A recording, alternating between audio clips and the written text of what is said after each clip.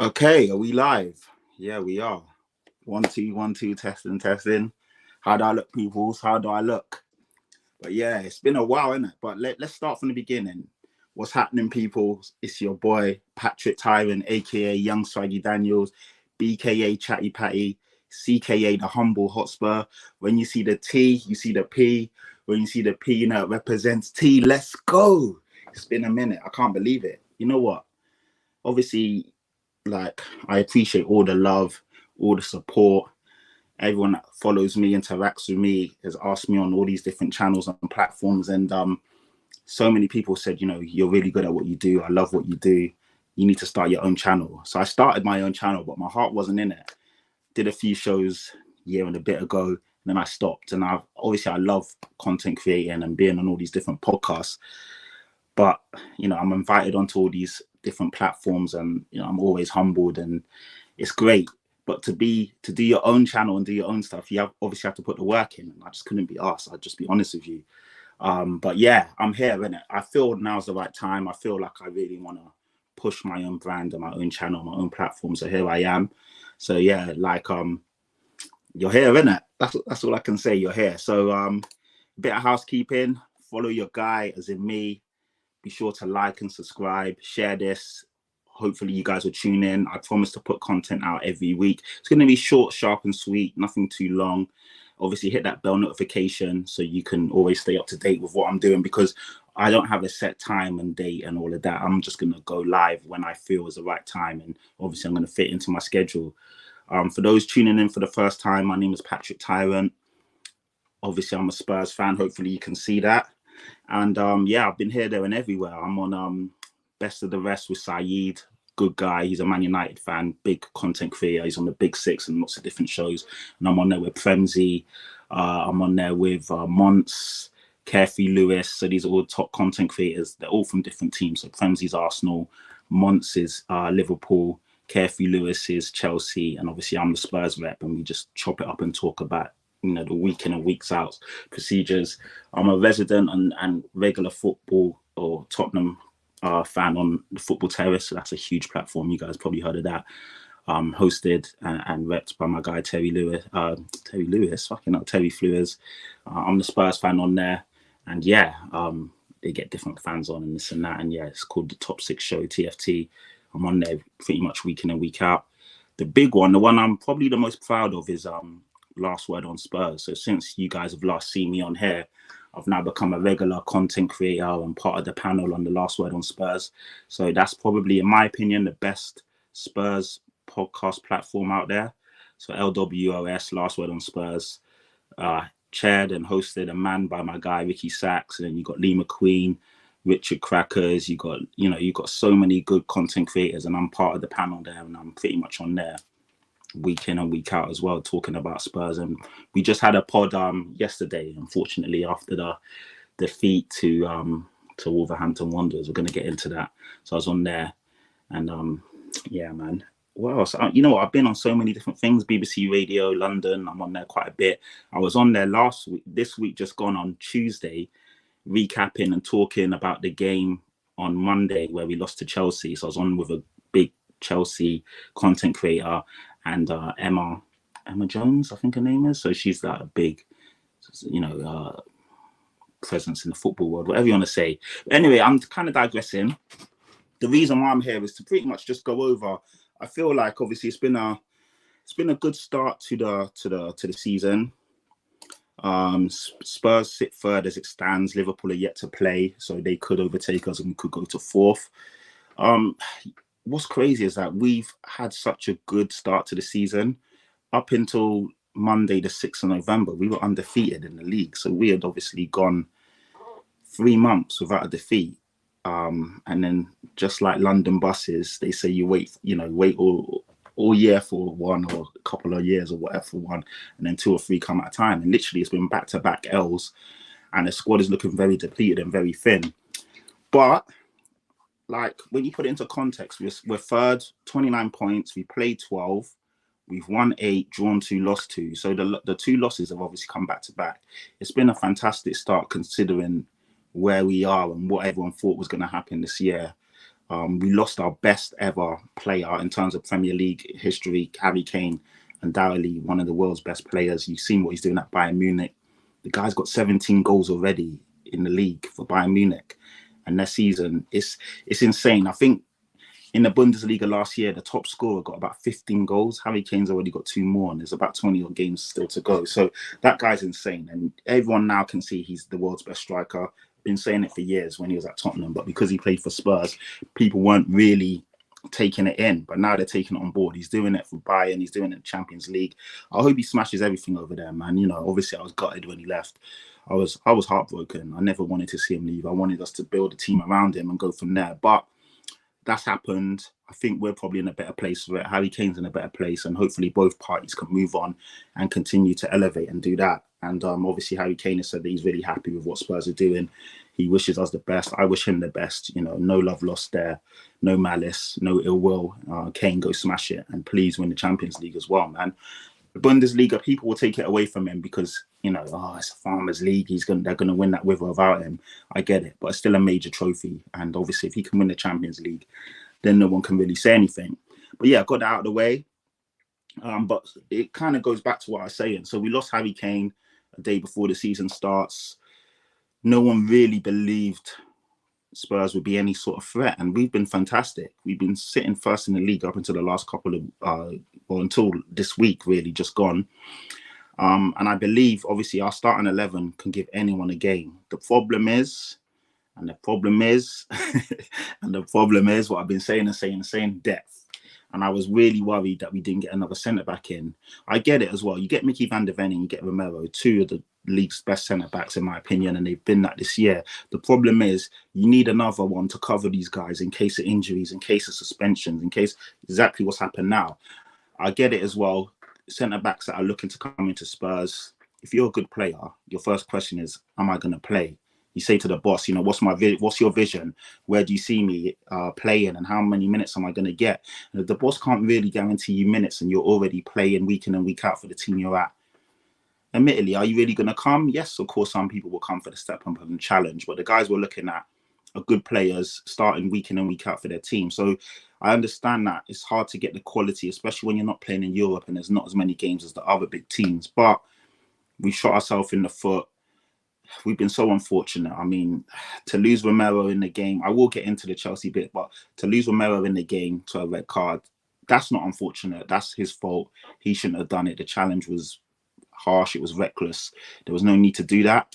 So he's out for 3 games. But to lose Mickey van der Ven to a hamstring injury, that is unfortunate. Injuries are a part of football. We understand that. But the way it happened was obviously gut-wrenching. Then to lose Maddison as well in the same game. It looked like he rolled his ankle. Wasn't much in it. He even looked like he wanted to play on. But then the fact that he's now out for 3 months, ligament damage, crazy. But yeah, so you lost Mickey van der Ven, you've lost Romero. So all of a sudden you're on bare bones at the back, and we're playing people that shouldn't be playing, in my opinion, for Tottenham in 2023. You know, it's so frustrating.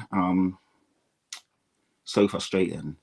The thing is, what was I going to say? You know what? Let's get, Femsy, love for the love. Thank you very much. George as well. Appreciate it, bro. Nice one. But yeah, what was I going to say? The thing is, I've got so much thoughts. If I want to keep this short and sharp. For the first couple of weeks, I'm just going to really just keep it punchy. Do you know what I mean? And just talk about what's happened. But to talk about what's happened, we need to go back to the beginning. And let's talk about Ange Postecoglou, manager of the month for August, September, and October. Like you guys know, I've been on Last Word on Spurs. I've been on the Football Terrace. I've been everywhere, really. And I wasn't best pleased when we appointed Ange Postecoglou. I didn't see it as a good appointment. I was pissed off. I'll be honest. We was linked to so many people who I wanted to see in. Your Nagelsmann's, Marcelo Gallardo, someone who I've loved for years and wanted us to take a look at. We didn't. Arne Slot, who I thought was a really good manager. He's really good. He is. He's over at Feyenoord. They had done bits in the Champions League. Well, sorry, in Eredivisie. They're in the Champions League now. And then obviously I also wanted us to explore the avenue of bringing in Pochettino. So there were so many managers that I was looking at before Ange Postecoglou. He wasn't on my hit list. I don't know if I've mentioned Nagelsmann as well, another guy who I really wanted. And obviously we didn't go for any of those, and we went for Ange Postecoglou. And of course I knew who he was, but I wasn't impressed. I wasn't impressed, I'm not going to lie. I didn't think he would have been the guy to basically lead the rebuild. And I respected what he had done, but I also didn't. I thought, he's won in the J League. He's won the league in the Australian League. He had won honours with the Australian team when they beat South Korea, which was quite big because South Korea are definitely the better team. And ironically, I think that was in 2015. Sonny was captain in South Korea. So when Son didn't win that trophy, I was quite shocked. And obviously it turns out it was Ange Postecoglou who beat, took a underrated Australian team and helped them win that. So yeah, and obviously then what he's done at Celtic, the domestic treble. So with all due respect, the Scottish Premier League, the SPFL, isn't the best measuring stick, because we've seen managers go there and smash it and then come over to the Premier League and kind of struggle.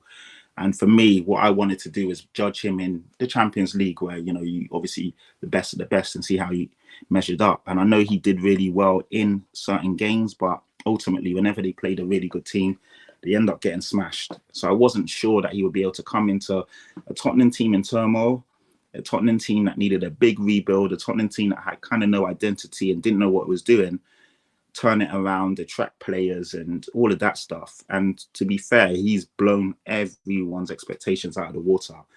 To win Manager of the Month in August, September and October, for us to go undefeated in the first 3 months, for him to implement a style of play, have us on the front foot, have us creating triangles, have us scoring tons of goals. He basically nailed in different targets that would help him play the brand of football he wanted to play. Vicario at the back, in my opinion, one of the best goalkeepers in the league. I'd say he's second best after Alisson. That's how good he's been. Mickey van der Ven, he brought him in and hit the ground running, and he's now made, that Romero and Van der Ven partnership a solid, stalwart brick wall. So gutted that he's injured, but everyone can see how good he is. He brought in Maddison, who everyone appreciated that Maddison was a good player, but the questions were, could he do it at the bigger stage? Could he do it on a bigger level? He's come in, looked like he's been at Tottenham for years. And yeah, this guy has just transformed Spurs in such a short space of time. Like, it's chalk and cheese from last year. Big up yourself, NS Sports. That's him as well. Yes, I will. I'm going to be doing lives pretty much every week now. Like I said, lock in, load in, subscribe and follow, because put that bell notification on, because I'm not going to have a set time. It just depends how my week's going, when the fixtures are and all of that stuff. So definitely will be. My aim is to push and grow my channel as well, because I'm doing so much for other people and on other platforms, which I love doing, but also at the same time, it's good for me to have my own stuff, and just for me to be able to come on here and talk my own talk. The shackles are off. I'm the boss. I'm the captain. You see this? Look at me. I'm the captain. This is my ship, and what I say goes. So yeah, I'm joking, but yeah, it's all good. It's all good to have my own, just like pop my collar and just do my thing and all of that stuff. So yeah, the toughest thing for you lot is to keep the morale up in the team. I still believe you'll be okay for top 4, which is an achievement. Yeah, you know what? I am going to get into this, and thanks for the chat, for the comment, Emmanuel. It's a long season, and it's a marathon, not a sprint. Obviously, it's demoralising right now. You lose 2 on the spin. The Chelsea one, under the circumstances, every player left with their head held high. Even though we got beat 4-1 in the end, that was such a so many neutrals, and even Spurs fans said, you know what? This Tottenham team is different. There's something different about the team. And I believe everyone there left everything on the pitch. And for moments, we went down to 10 men on the 33rd minute. So we basically played 2/3 of the game with 10 men. Yodoji got sent off in the 60th minute. So again, then we played, a third of the game with 9 men. And we still created chance after chance. I think they scored in the 76th minute. That was obviously Jackson. So, and even at that, we still created 3 big chances after that to bring it to 2-2 and even win the game. So these guys were defiant. They left everything out there. And even when they scored the 3rd and the 4th goal, we in the stadium stood up and applauded the efforts, because we could see they left it all out there. So that wasn't a great. I mean, but that's unprecedented, isn't it? Like, to lose a game like that, in the sense of you have two men sent off, you then also have two injuries to two of your best players, and not just your best players, the league's best players. Mickey van der Ven has been fantastic since he's come in, and James Maddison as well, player of the month in August. So you look at losing two players, of two of your key players, to injuries in the first half, and then to have two men sent off. That's insane. Like, that's insane. So a loss is a loss. I get it. And Chelsea deserved to win at the end of the day, because ultimately they created chances and took them. But it was a harsh one. But yesterday's result, that stunk. And I will get into that as well. But like you said, it's going to be tough to keep the morale up. This is where Big Ange needs to earn his coin and his bacon. And yeah, just, it's a tough one. And obviously he's hit a lot of adversity, but it's never going to be plain sailing for a whole season. It is a marathon and not a sprint. And, you know, we'll see what he's really made of now over the course of these next couple of weeks and months, where he's got to navigate a thin squad, suspensions, injuries, you know, all these things that every manager goes through. It's not just us. It feels like it's tough at the moment, but I promise you, during the course of the season, every team goes through these kind of moments. So yeah, but going back to the Chelsea game, obviously, you know, that was on Monday the 6th. Spurs 1, Chelsea 4. We started so brightly as well. Like, Kulusevski coming in. He looked great. He was direct. Brennan Johnson looked fantastic. And yeah, I think for the first 10 or 20 minutes, like, it was electrifying in the stadium. I thought it was going to blow them away. We were so good. We was playing on the front foot. Son almost scored as well. They had it ruled off offside. It was offside by a millimetre. Would have made it 2-0. And then Chelsea started to assert themselves and kind of get back in the game. Romero lost his head. It was unforgivable. And what he did cost us the game, in my opinion. You're one of the world's best defenders. You're one of the league's best defenders. You've been playing out of your skin. There was no need for you to go over the top with that challenge like that. Like, it was crazy. On Enzo Fernandez as well, his Argentinian teammate. So when he did that, I mean, I've got no qualms about it. It was a red card. You know, you can't do that in today's game. You know, if Curtis Jones gets sent off against us at Liverpool and for doing the same thing, then, you know, we can't really argue with that. Yeah, what's up, Paige? Thank you for the chat. And yeah, I'm back, baby. I'm back. But yeah, I can't really argue with that. What hurt as well is that obviously they missed it in real time, so they gave a penalty for that, and they sent Romero off. So it's like a double jeopardy. Cole Palmer scored the penalty, so it's now 1-1, and we're a man down. So we're like, oh fuck, cool. We roll with the punches. Udogie gets a silly yellow card. Well, to be fair, it wasn't Udogie's first challenge where he got a yellow card. He should have got sent off, in my opinion. That was reckless. He went in with 2-footed. He was out of control. He could have easily got sent off. So we kind of caught a blind there. But in the second half, obviously, tired when, you know, playing with 10. Udogie hadn't really trained all week. He was a doubt going into the game. Obviously, he played. And it was a lazy challenge on Sterling after he kind of lost the ball in the middle of the park. He lunged in. It was definitely a yellow card. So by the letter of the law, he has to walk. So it made sense. So yeah, we're now down to 9. When it was 10 versus 11, I still felt very comfortable and confident, because I'm not going to lie, I don't really rate this Chelsea team. Yeah, they beat us, but they've not been good. Let's be real. And I do feel we're a better team. So 10 versus 11, I thought we'd be okay. When we went down to 9, I was like, no, we've lost this game, and there's no way. Do you know what I mean? Over the course of this, 30 minutes left, Chelsea would just be able to pick pockets of space and just assert themselves. And that's what they did. If Chelsea were better on the day, they would have absolutely smashed us, because there were so many times where they were misplacing passes or they would be caught offside. And I'm like, you guys should be doing better against, 9 versus 11. But anyway, yeah, going back to the game, I just feel that we lost our heads in a game that we didn't really need. We had total control of that game. We didn't need to do that, and it's disappointing as well. I just look at Romero. You're now one of the vice captains. You're part of the senior leadership team. You're an experienced player at 25. You've won a Copa America with Argentina. You've won a World Cup with Argentina. You were voted Serie A best player with the best defender of the season when you was over at Atalanta. You are a top class player. You're rated. You're respected, but your temperament is where you're letting us and the team down, because you've not only killed us in that game, you're now out for 3 games. So he was obviously out for yesterday's game where we lost 2-1. I think with Romero on the pitch, it may have been a different story. But the killer is we lose him for the Villa game at home after the international break, and the massive one, Man City away. So you've not only killed us in that game, you've killed us for the 3 following games. And at your level and you're not inexperienced. You're not your Doji who's 21 years old, 20 years old, and it's your first season playing in the Premier League. Like, you just got to do better, man. Do you know what I mean? You've got to do better. So big up, Jack. Thank you. Love that. Will you be keeping your channel to Tottenham only or all football? Realistically, obviously, I'm a Spurs fan, so primarily it'll be me talking about Spurs, but I will talk about other games as well. I will bring on other fans. I'll bring on rival fans as and when we're playing them. And maybe as the channel starts to grow, I may open it up and do different segments. But for now, to be fair, I've just got to keep it to the basics and talk about Spurs because I'm obviously a Spurs fan. And yeah, I think that's where primarily my interests lie, and the people that follow me.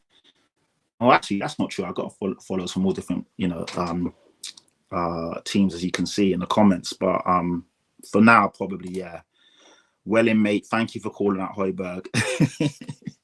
You don't have to thank me. At the end of the day, I'm not trying to call anyone out. I'm just calling it as I see it. And I just thought his performance yesterday was shambolic. The thing is, Højbjerg has been a decent player for Spurs over the years. And under Conte and Nuno and Jose, he fitted what they wanted us to do. But in Ange's system and the way he plays on the front foot, pushing, going forward, dynamic, being creative, passing through the lines, this guy can't do it, and he just isn't capable. And yesterday showed that. He was at fault for so many things, and I will get into it. And it's just a real letdown, man, because, yeah, it's not good. It's not good. It's all rival fans on channels. Yeah, depending on what it is. But obviously for me, I just want to not really keep it all Spurs, but this is just because it's the first one. I'm just going to touch on the 2 games that have happened this week: Spurs versus Chelsea, Wolves versus Spurs, and just a quick recap on what I feel is going on this season so far. So yeah, rest in peace, Ange Ball. It was good while it lasted. Champions League after 9 games and all that. That's a funny comment. At the end of the day, like I said, it's a marathon and not a sprint.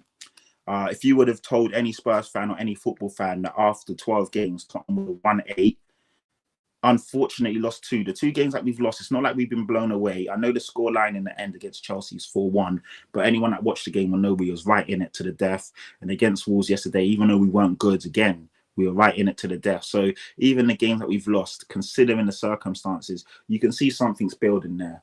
Ange's been there for 4 months. It takes time, innit? Like Arteta, as you guys know, it took him 2.5 years to realistically build the team that you guys are now appreciating and seeing.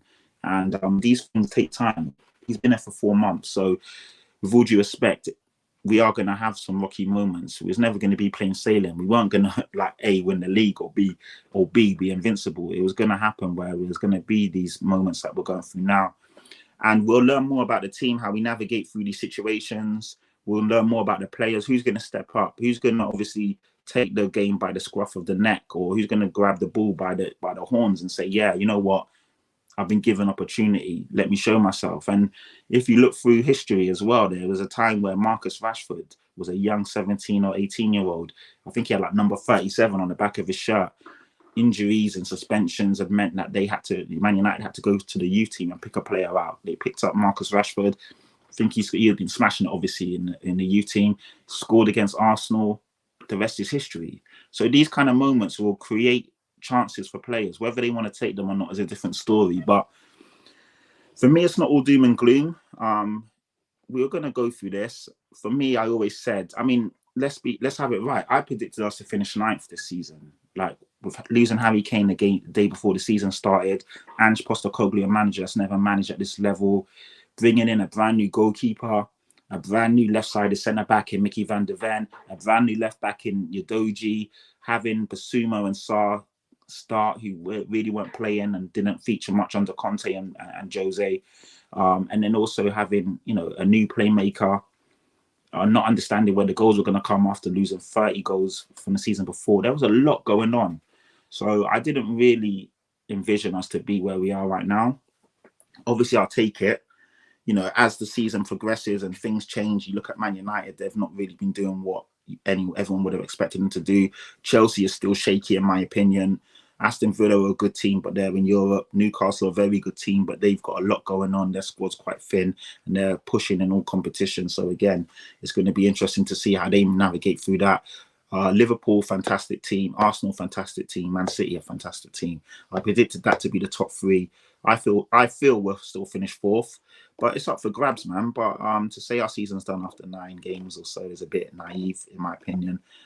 It's going to take a lot for all the other teams, considering what I stated, to also do well. And yeah, it's football's football, and that. And the great thing and the beauty about the Premier League is anyone can beat anyone. Look at Luton yesterday; they gave Man United, like, Luton are meant to be the whipping boys, but we struggled against them for the majority of the game. I know we had 10 men for half of the game, but still, it was a respectable 1-0 loss. They just lost 1-0 to Man United. They gave Liverpool a game. This league is crazy. Anyone can beat anyone. So, you know, I mean, yesterday, Bournemouth beat Newcastle. And I know Newcastle have a few injuries and this and that, but no one would have expected Newcastle to lose 2-0 to Bournemouth. So the league is nowhere near done yet. Trust me. I know you guys want it to be done for us, but it's not just yet. Do you know what I mean? Not just yet. Yeah, we're still in a good position. Rivals are trying to create a panic as usual, see what happens. And yeah, big up as well to yourself, Jonas.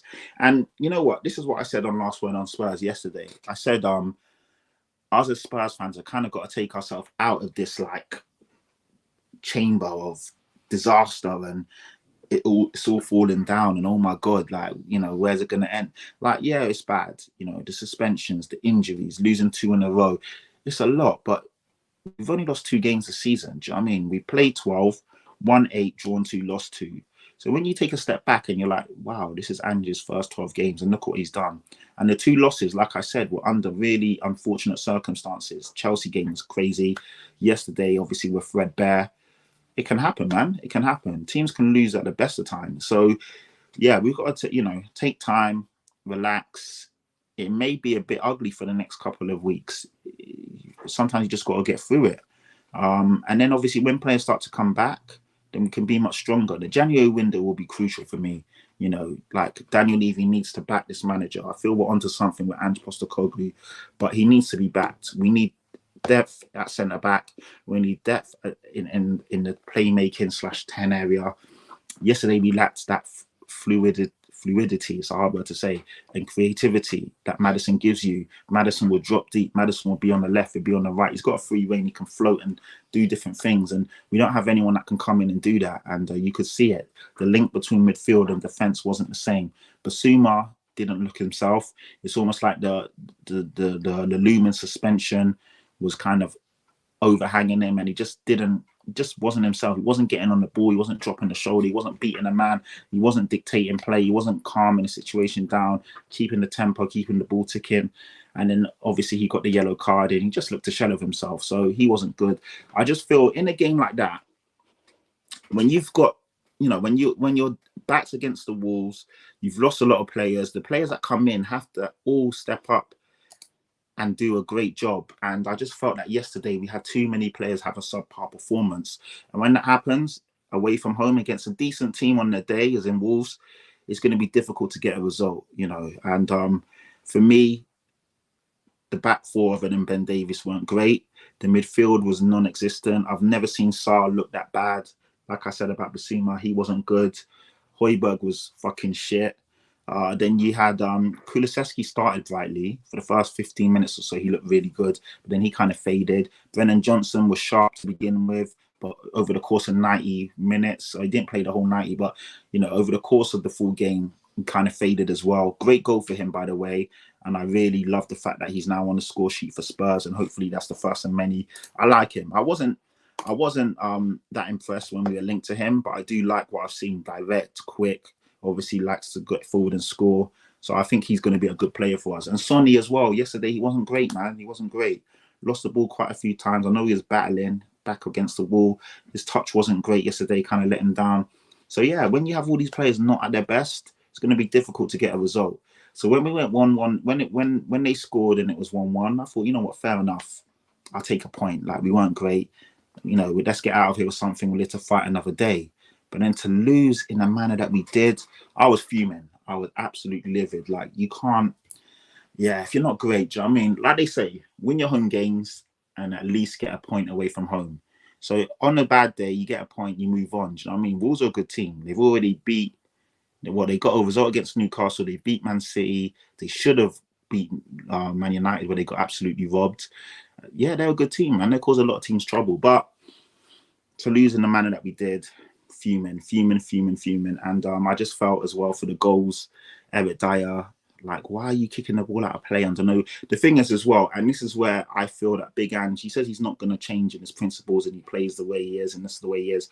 Then you've got to either play some of the youth players like Phillips or Dovington, because these guys, as in Eric Dyer, Højbjerg, they're not set up to play this way, and they're not comfortable on the ball. They're not okay to pass out from the back. They're not okay to build up in position and transition. Now, when you see Romero on the ball and he's calm, and people know not to really press him because he's a decent dribbler. The same with Mickey van der Ven. As tall as he is, he's very good on the ball. He's very composed, and you'll see them bringing the ball up and also starting the first phase of attack.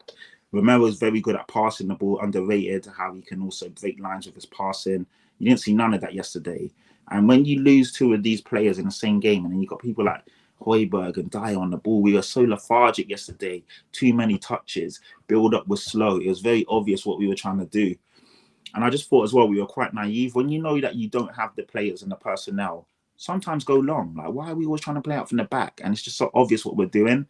Again, in the middle of the park, after 1-1 and Wolves are pressing us, Højbjerg giving the ball away quickly on a free kick, passing to a Wolves player. That was absolutely criminal. Like, why are you trying to get back? Like, just waste some time. Burn, slow things down, hold on to the ball, and we leave with a point.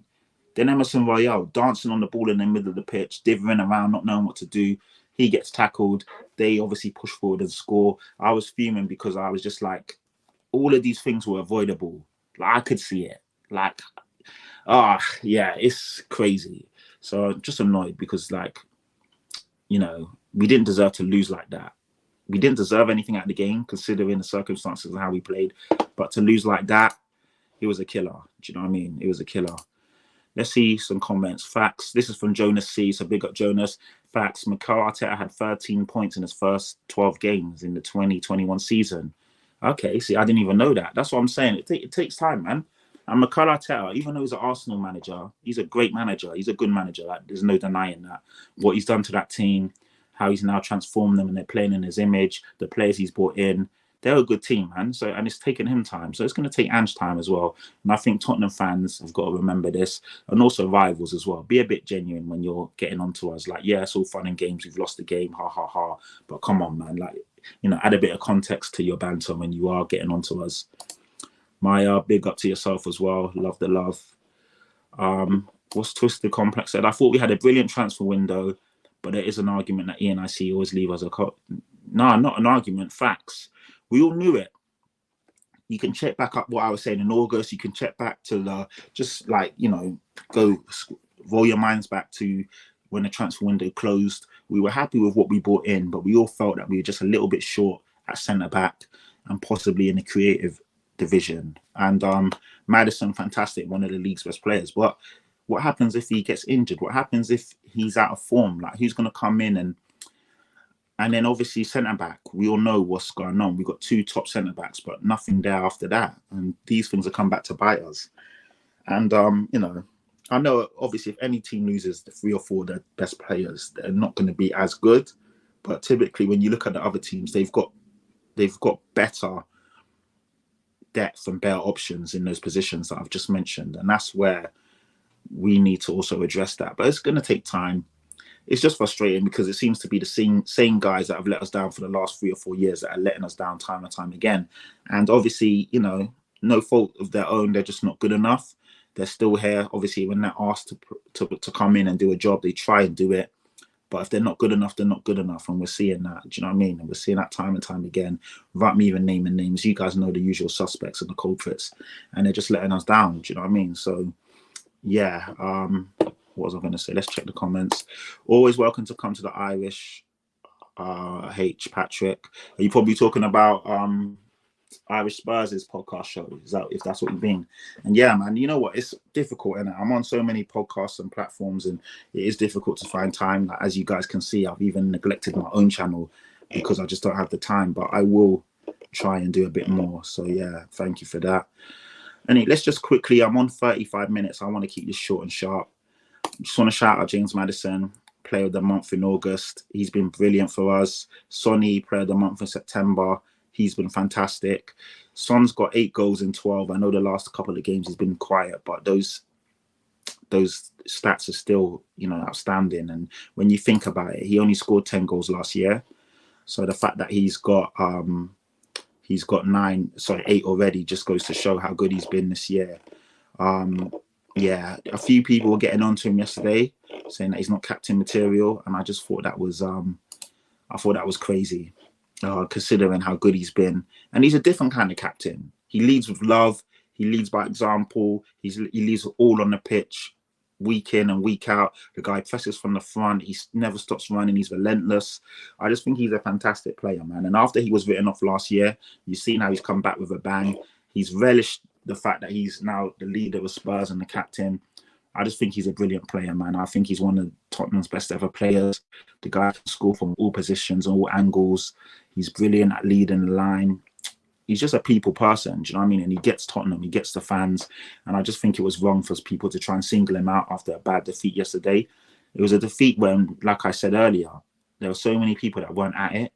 So I don't know why people are singling out Sonny. I saw him at halftime trying to G up the lads. I saw him before the game talking and obviously giving his instructions. And yeah, for me, I've got your back, Sonny. I think you're fantastic. And I just don't understand the hate. And it's always like, we've had 2 bad results. It's like some of these vultures are just waiting for things to go bad before they jump on the team. And I'm like, look how good we've been.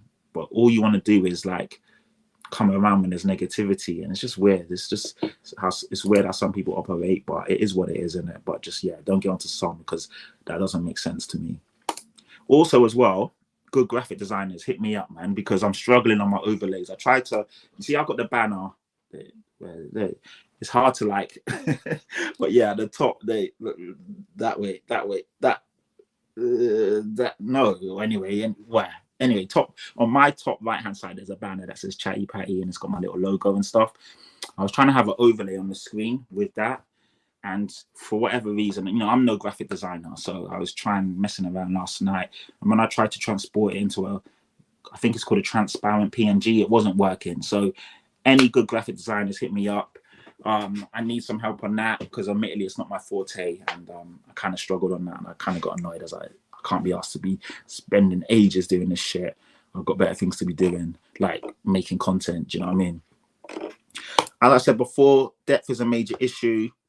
In the summer transfer window when it closed, I was worried that we didn't bring in another centre back, and obviously another creative player.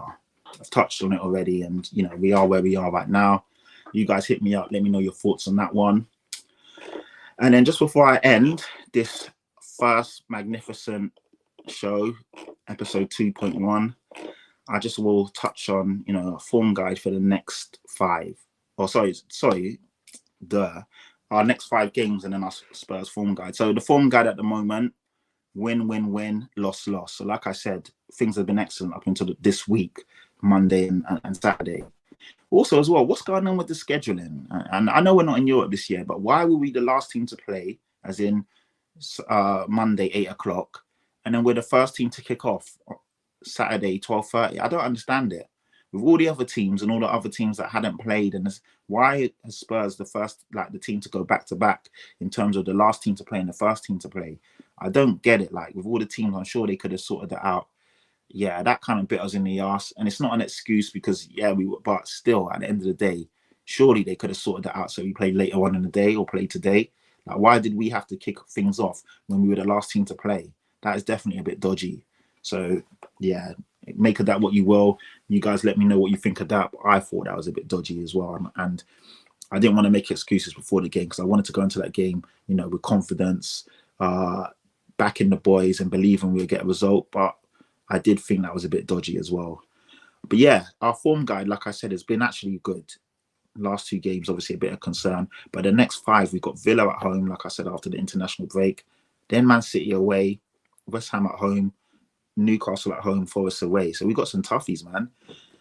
Injuries have probably happened at the worst time, but yeah, we move. But anyway, this is my first show. I am Chatty Patty. This was episode 2.1. Like I said, hit that bell, that notification. Stay tuned, stay locked in. I will definitely be putting out more content. I appreciate everyone that's tuned in. I literally came in quite late and said, yeah, I'm going to upload. So everyone that's been on here has been fantastic because it's been short notice. But tune in, stay subscribed, stay locked, and I will catch you all again soon. Thank you. Bye.